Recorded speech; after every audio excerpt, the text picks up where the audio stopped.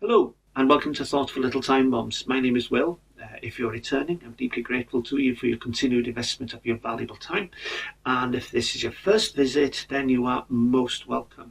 And I hope you'll remain intrigued enough to stay till the end and even return for future videos or even have a look at videos I've done in the past. Thoughtful Little Time Bombs is simply about me throwing ideas at you. They may make sense to you, they may not make sense to you. They may make sense to you now, or they may make sense to you at a future date when you need them. The unconscious stores good ideas on a shelf at the back of your head somewhere, and those horrible mornings, about 2 or 3 o'clock in the morning, it's horrible and you don't want to go to work and you can't sleep and you'd sooner be doing anything else. Maybe one of the ideas will be brought off the shelf, presented to you, and they may help you think a way forward out of the horror of the work you don't want to go to and pursuit of your dreams, or to change your life in some significant way, just to give you the fillip you need. So that's it. Little time bomb goes off now, boom. A little time bomb goes off at a future date, boom. It's that simple. Right, let's get on with it. I've got a bit of an itchy nose today. I don't know what that means. It's significant, I don't know.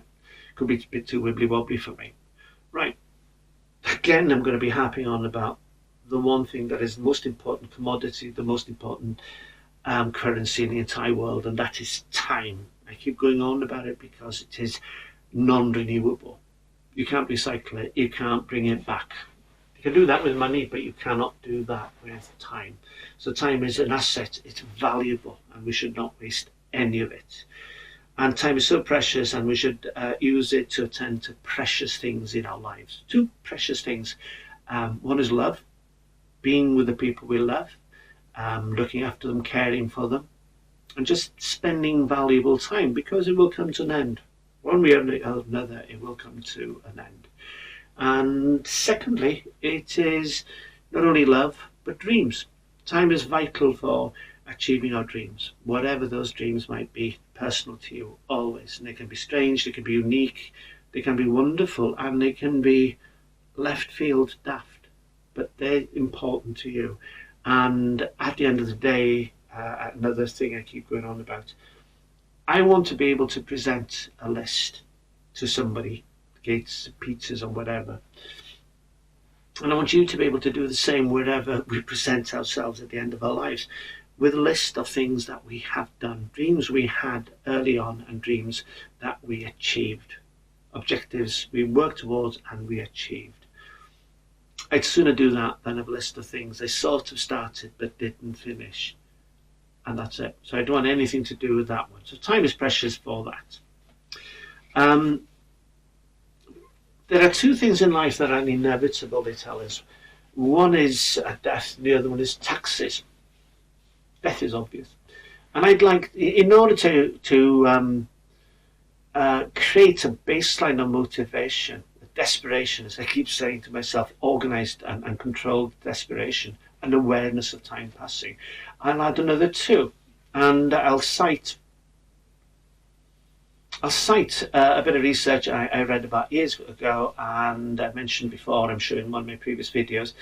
It is that there is a group of people in every population where there is a lottery who are just sitting there waiting. They believe it's their destiny. We'll get to that one in a minute.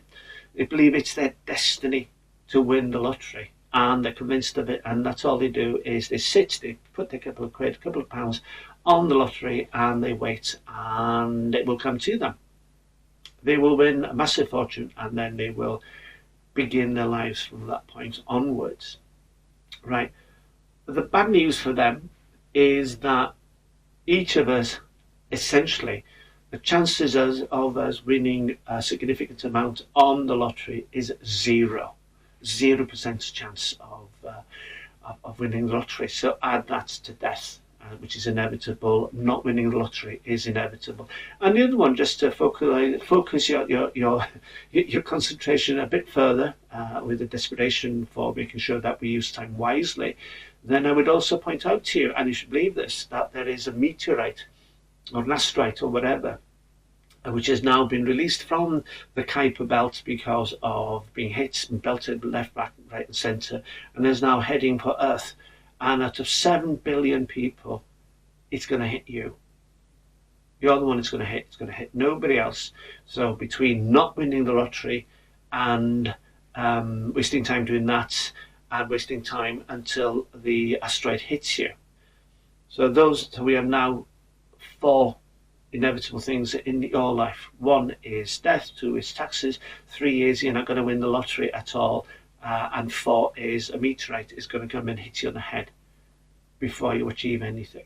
So you need to know all of that. It's vitally important that you know all of that. That is your baseline motivation. That is the information you need to have inside your head and part of your preparation for every day, that this could be the day that a meteorite hits me, asteroid, whatever it is, those things. Along the same lines, not so jolly, is that there was a photograph of a very young football team on the local Facebook page. It was pointed out to me. I don't do Facebook or anything else. It takes up too much time. And there's a game, I can't remember, it was about 10 years old, and I was one of them. I was a member of that football team. And we're there on Easter Monday for the football competition, and it's a lovely picture. And I look at the faces of those kids, 10-year-old, and they're the faces that I still see around, just changed a bit. 2 of those have left us. 2 have died. Whatever dreams, whatever lists they had of things they wanted to do in life is gone. They didn't get hit by a meteor, they didn't win the lottery, but their life is over, and the opportunities for pursuing their dreams is now gone. They were both decent people. For them, family was important. They played football, and they worked incredibly hard for their families, and they were just utterly decent people. But they've gone, and any items left on their list of things they wanted to achieve, it's now too late for them, and it's sad if they didn't achieve it. But we may end up meeting in the future sometime, somewhere, and we can have a chat about it. And then these are little memento mori that I see too often at my age, and they are incredible motivators for doing things, getting off my backside and actually focusing. And as I said, talking last time, it's about from intent to action, from working on achieving certain dreams. It's easy to do now because the motivation is quite solid. And as of a couple of weeks ago, when news of loss reminder of loss of 2 young friends reminded me of that more than anything. The island on which I live used to be the headquarters of British Druids. I'm not talking the wibbly wobbly, those people who dress up nowadays. There is no history, there is no written history about Druids at all. There is only archaeological evidence, and people try and work out what they might have done, what their ceremonies were. So any ceremonies you see with Druids today, it's made up and it's a load of hooey. And it's silly, I'll be honest with you. It's silly as far as I'm concerned. Now the island, because it was HQ of the Druids, and going back to that era, 3,000-4,000 years ago, there are stones, standing stones, menhirs, menhir, and in Welsh that's mynhir, and both mean the same thing, which is long stone. It's a tall stone, and they're usually about 9-10 foot tall. And if you look at an ordnance survey map, and even when you're driving, you can see them. And allegedly they are focal points for maybe even crossroads for Leylines, and lines of energy that are created by the land and which traverse the land. Allegedly. I don't know. I'm not wibbly wobbly. I've never felt anything. I've never hugged a stone, because these stones are generally in fields where there are sheep, and sheep seem to shelter behind them, and they smell of sheep pee and sheep poo. I'm not a fan of that one. Why am I talking about them? Each one is a line of energy, and I like the idea of us focusing our attention on what it is we wish to achieve. And decided recently that it's like you've maybe have heard about surfing the zeitgeist. Surfing the zeitgeist, and it's generally used in art circles. It's about somebody who there is an energy, there is a theme of a time. I haven't got a clue artistic, but there is a theme, and everybody follows it. The reason you follow themes generally in art is because somebody's spending money on that, and you can make money from creating products that an aeroplane, creating products that are part of that zeitgeist. So everybody follows it. It's a spirit of the times, essentially. And the Leyline is exactly the same. We can either surf our own Leyline, or we can surf the Leyline of somebody else. We can be on a narrow Leyline, we can be on a broad Leyline. Broad Leyline is, I'm thinking, one the friends lost. It's broad, and the energy is shared out, and love and affection of friends, family, work, football, soccer. One of them, M's at the age of early 50s, stopped playing football and started running in the mountains.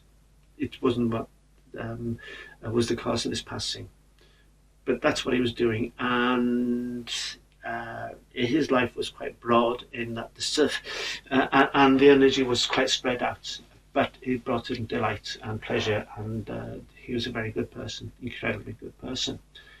Now, and then you have somebody like me whose ley line is narrow.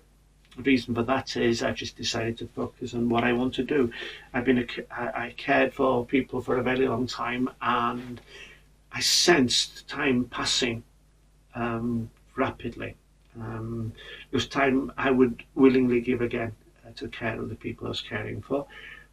But I was well aware at the time that my time was passing rapidly, and anything I wished to do, the odds were going against it. But now, duty's discharged, my ley line is focused, and there is more energy in a narrower ley line. And I surf it, and I work incredibly hard at doing that. So I have my intentions, what I wish to achieve, and I'm working towards it. And I'm not working towards a family, I'm not working towards, I'm there for friends, obviously. I'm there for friends and family. It is my ley line. It is nobody else's ley line. I will not work on anybody's ley line. I will not step on anybody else's ley line. I'll work in parallel with somebody in ley line, which means they have the same belief and values, and maybe they're going in the same direction, and we can work together. I have been tricked onto somebody else's ley line in the past, their energy line, and it turned out it was so incompetently put together and damaging to everybody who was part of it. Somebody foresaw destiny for themselves, and in order to achieve it, they were happy to use the skills and resources of someone else. That person was a narcissist. Now, the rest, if you don't believe in ley lines, then maybe you believe in your own destiny, and it doesn't exist. It doesn't exist. Our destiny is what we choose it to be, and what we choose towards achieving. That's it. There are some astonishing people out there who had the daftest of dreams and they achieved them. And one thing they've always had in common is the ability to work incredibly hard and with dedication, and with focus, and with planning and such.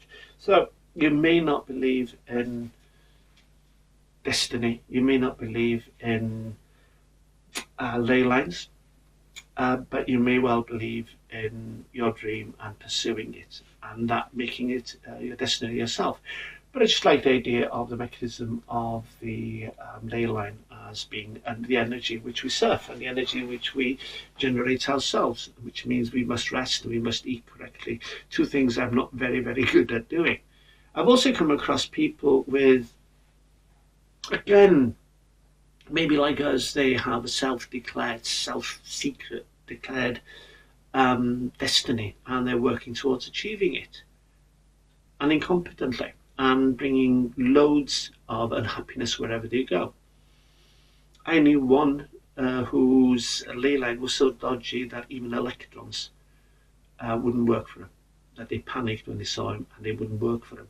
And it was the same with people. People stepped away from that person because they had a dodgy ley line, and whoever got close to him was damaged. So never step on somebody else's ley line. Never, ever. Work in parallel with people. That's what I've told you before. If you're pursuing a dream, don't tell anybody about it. Stick to it.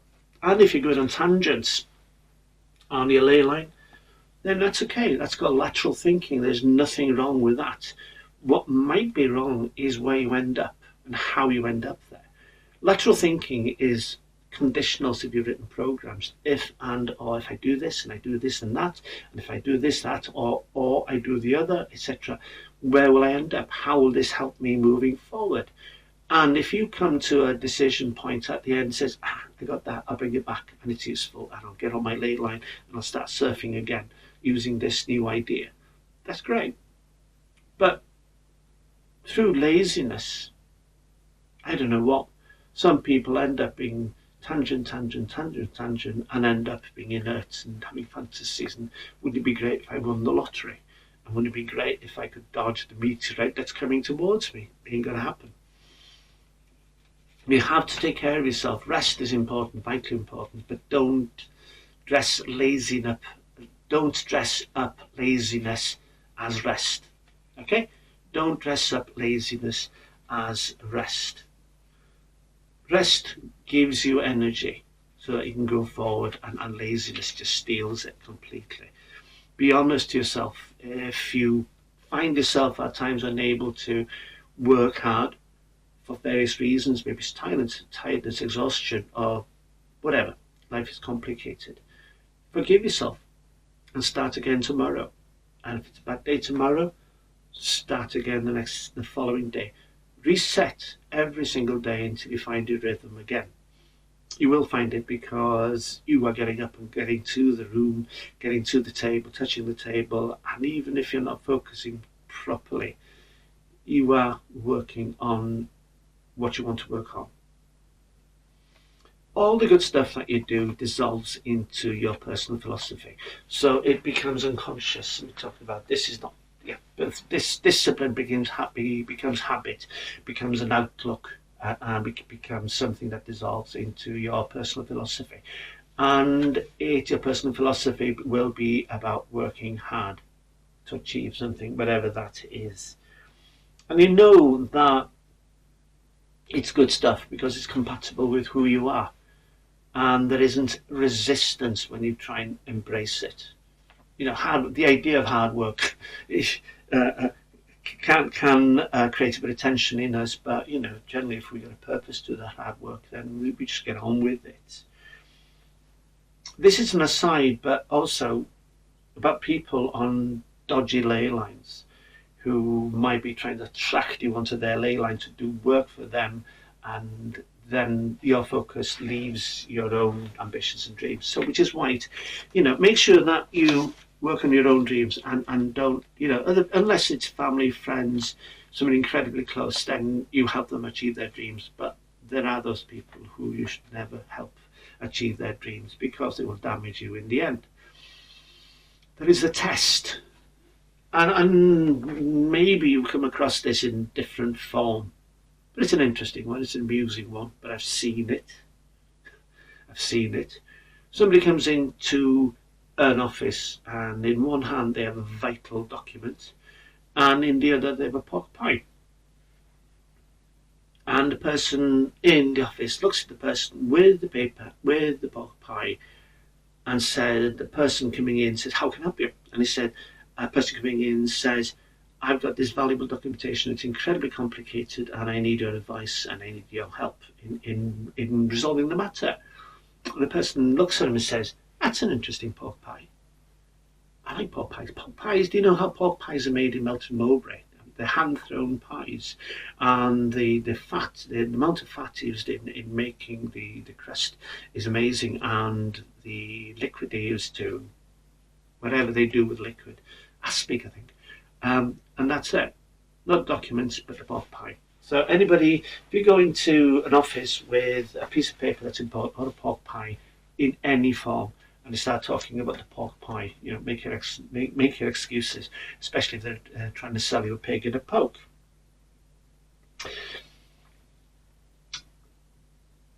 Everything in the universe will flatline in the end. Absolutely everything. I think it's the second law of thermodynamics that all energy will reduce to a zero or an average. When the stars go out, every single star in the universe will go out. Second law of the universe, second law of thermodynamics. Things, entropy, everything breaks down. Hair's gone, knees are going, but everything breaks down. It's vitally important to remember that everything comes to an end.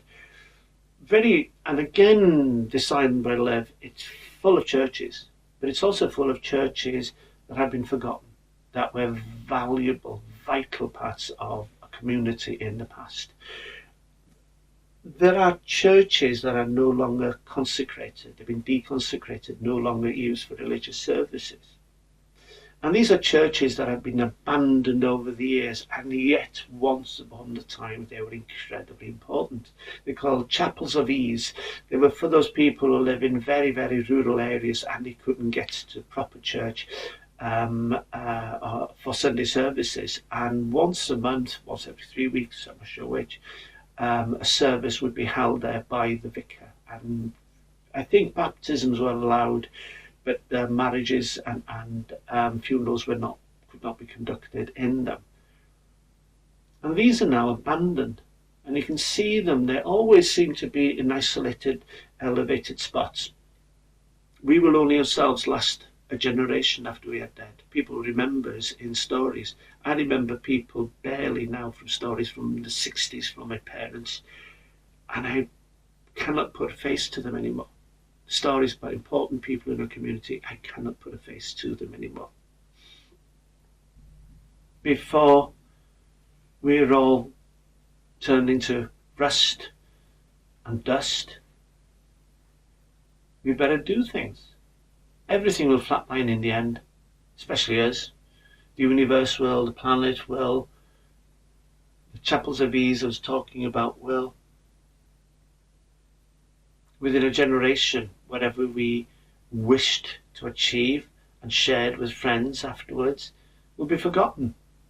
Only we will ever know about them. Only we will have the list which we'll present at some accounting and say, this is what I did. And somebody will say, good for you. That's what we like.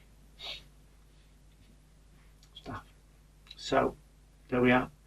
More daft stuff thrown at you. I hope you find something of value in that, if only just to help focus you, to draw you to wherever it is you need to do the work to achieve your dreams. I wish you well. I wish you enormous good fortune, love, everything that's important to you and yours. So take care.